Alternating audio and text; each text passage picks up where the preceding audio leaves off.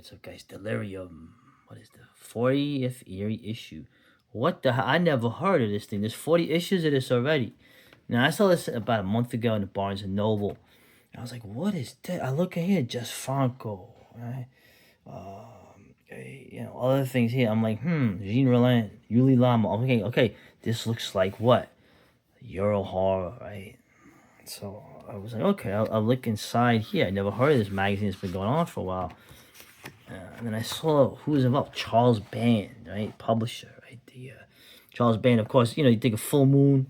I know I kind of ragged on Full Moon a little bit, but they had some good movies. Of course, in the 80s, Charles was Wizard Video. A lot of the VHS stuff, particularly the Euro horror stuff, whether cut or not, was from Wizard Video. Okay, where they had those big boxes, right, with the art on them. Of course, then I saw Chris Alexander. I remember him.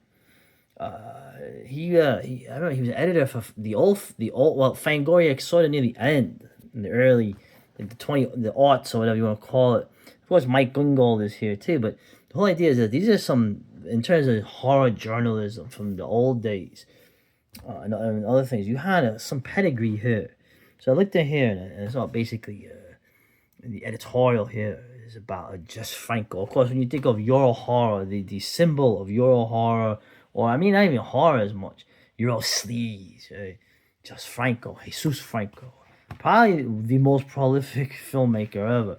A guy who could make actually really decent movies when he had a budget, or if he had a producer of note. And he could also make very amateurish, just weird films that had literally no narrative. Sort of the equivalent of somebody making a backyard film with a camcorder, except if that backyard was late 60s, early 70s Europe. Having access to a lot of beautiful women, Mediterranean women and such. And being sort of like a jazz, sort of avant-garde bohemian. Okay, interesting. He talks about Franco, and of course he mentions the great book here, Immortal Tales. Right? He was a teenager. I was in my early 20s when that book came out, and the whole Euro horror thing. Really, for me, it was the bootleg scene. I keep mentioning the bootleg scene, Midnight Video Search in Miami, and a couple others. You were getting on VHS. You were finding these films coming off Laserdisc, uncut Euro horror films made time by ways of Japan. And it was just a fascinating time. It was like finding new stuff. It was like finding treasures that you had never seen before, or who had saw glimpses of on very cut, dark VHS prints from like when you went to the video store. Anyway, and he's mentioning how, of course, Franco is now. A lot of people don't get Franco. I think he made a lot. For example, when he wanted to make really good gothic horror films, like El Conde Dracula, or he wanted to make Dracula, Prisoner of Frankenstein, or even Erotic Rites of Frankenstein, or some others, he could actually make a pretty good atmosphere. So, anyway, now we're 4 years in, so it's interesting, right? There you go. Here you got the interview with, obviously, most of the women from this time are gone. Lena Romay, his muse, who actually became sort of like his life partner, and was with him till the end. She passed away a couple of years ago, but they're talking to some surviving people from the films. Of course, this woman, the French actress, right? Lorna the Exorcist. Remember this with the crabs? Now, this movie is, I mean, in terms of if you're a serious horror fan, it is sort of like, oh, what the hell did I just watch? But there's just like the way he does things, man. It's just bizarre. Of course, this French actress, very interesting interview. So, of course, there's Lena Romay. Look, I always liked how she was like very. I mean, she was cute, but she was sort of she looked like a mad woman many of the times, and then frequently in the films, she was pushed to such levels of mania. Of course, now you see a lot of these. Oh, there's a lot of, what is this?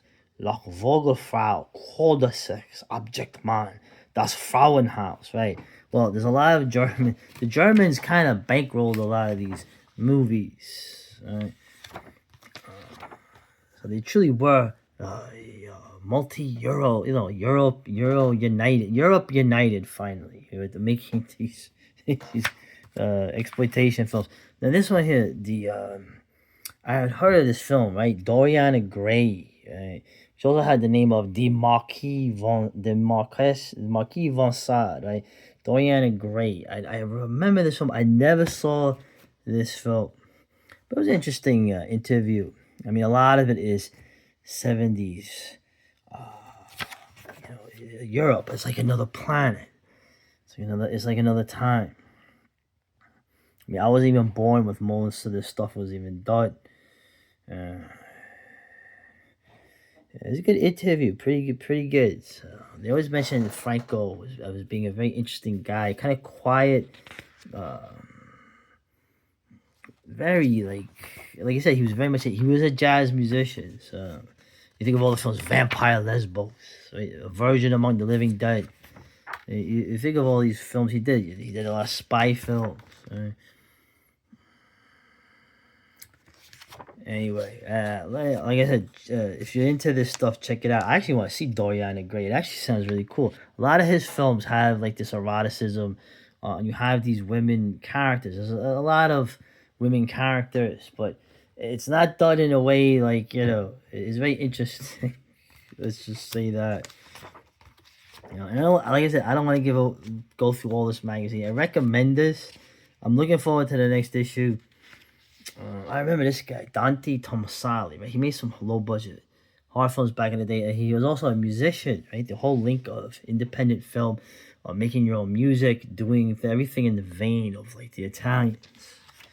This is like an interview from back in the day, a lost interview. Yui Lamo, you remember him? So that's him. Yui Lamo, right? The Boogeyman. He made this film, The Boogeyman, right? Sort of like, it's like a Halloween type film. The music and the soundtrack of that's brilliant, right? But the Boogeyman was bizarre. Remember, it was like a possessed mirror, and it would kill like people in different ways. Right? Also, he had made a film, The Tenderness of the Wolves. Right. This is about. I believe the same Dusseldorf. You had like this homosexual murder of like young men who would drink their blood. I believe that was the film. I actually never saw that because he was a colleague of Fassbender. So, but he was more of a genre guy, Lamo. So it's interesting. Look at it. The Devonsville Terror. That is a very right. Thank you. Very underrated film. Right? You can call it folk horror if you want retroactively, but Devonsville Terror is awesome. Donald Pleasance was in it. So it's interesting. Of course, being a German, he's very interesting. It's very interesting opinions. Very much when you have Germans like this, they're very much character. Right? Like here in the well, you read this here, you're like, I've always had more interrelationships with women. I like women. Most of my friends are female or transsexual. I love transsexuals. Oh, what? They have an exceptionally fine-tuned and unique quality. I guess. Men I usually do not care for too much, except for homosexuals. They are more sensitive, imaginative, and funny. Oh, really? Real men are often much too ego-driven and stupid. Hey! And it's just like, then there are those careers who want to be even more dominating and nasty than men. So he's going after the women there. Like, I cannot understand that either. That is the worst. And what does he say here? He says something funny here. Let's see. Right. Raiders of the Lost. Devonsville Goy ending closely mirrors the finale of Raiders of the Lost Ark with the exploding and melting heads. I hate that movie, by the way. You can imagine why. Right? I mean, I was like, I could have done without that, but salespeople insisted on it, right? And yes, it was a reference to Raiders of the Lost Ark. I do not like the scene where Indiana Jones just shoots that Arab guy. Remember that scene? Actually, I don't like that scene either. I don't like that. I actually don't. I agree with you, comrade. I don't like that scene in Raiders of the Lost Ark when the guy has skill. This Arab dude who has skill with a blade, right? Just gets shot by this merc. I don't like that scene either. But the way he interprets that is very different from me. That scene is typical Steven Spielberg fascism. But he redeemed himself in my eyes by allowing the Nazi in his Holocaust film Schindler's List to be a very complex character. Wow, see, that's what I'm saying, man. You never know what you're gonna get from this dude. And he passed away too, man. Rest in peace, Yui Lavo. Oh, okay. This is one of the Jean Roland films I never saw. I never saw Requiem for a Vampire. And you get the remember this actress here. What's her name? The twin, one of the twins. Right? It's called Cage Divergence, right? But it was called Requiem for a Vampire originally. And what is the actress's name? Out of here, Marie Pierre Castel. Right? I know she had a different name, and she had a twin sister who was pregnant, but and they're dressed as clowns. So it's almost like looks like Harley Quinn from Batman. But man, what they get into, and I tell you, man, I tell you one thing, man. This one in particular, but a lot of the women, you see these very dour French women looking very like intense. I need to see this film. Of course, in Lips of Blood, she and her sister played the twin vampire guardians of the main character. Interesting, but yeah, tell me the Jean Roland films. Either I know a lot of people don't like them. A lot of the British guys, like the Dark Side and whatnot, they don't get the Euro horror stuff. So, well, that's typical, isn't it? Anyway, recommend. I'm trying to think of anything else in here. I don't want to go over the whole thing. I forgot about this. I never saw this when you had the Japanese and the Asian film, the crazy films. I never saw the live action version of this Cashern, right?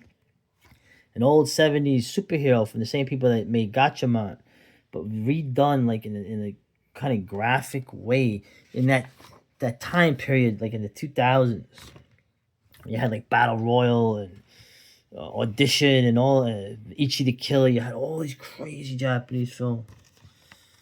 So I'm gonna check this out again, man. I'm really gonna check this out again. I was really impressed by this magazine. So Delirium, they actually own their own TV channel. Interesting. So like I said, as you can see from here, it's Euro horror. It's the classic horror. Oh, you got more home video, Satanic Sisters. Oh, here we go. Just Franco, Die Teufelischen Schwestern. I did Satanic Sisters. And there's Lena Romay. Yeah, I tell you, man, she was interesting. It's amazing. The Euro horror, man.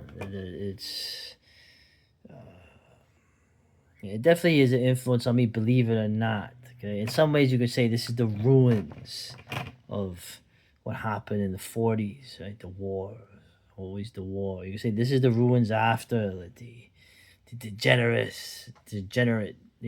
decay or whatever. But some of it undoubtedly was.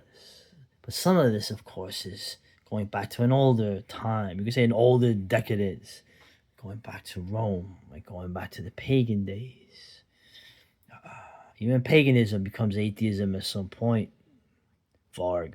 But there's something here in these films. Like I said, they're a snapshot in time. If you want to see Euro horror, if you want to see European capitals still being European, if you want to see women still looking like women, and you want to see atmosphere like you could never have now, check out these Euro horror films and check out this magazine. I'll wait for the next issue, man. Good job, dudes.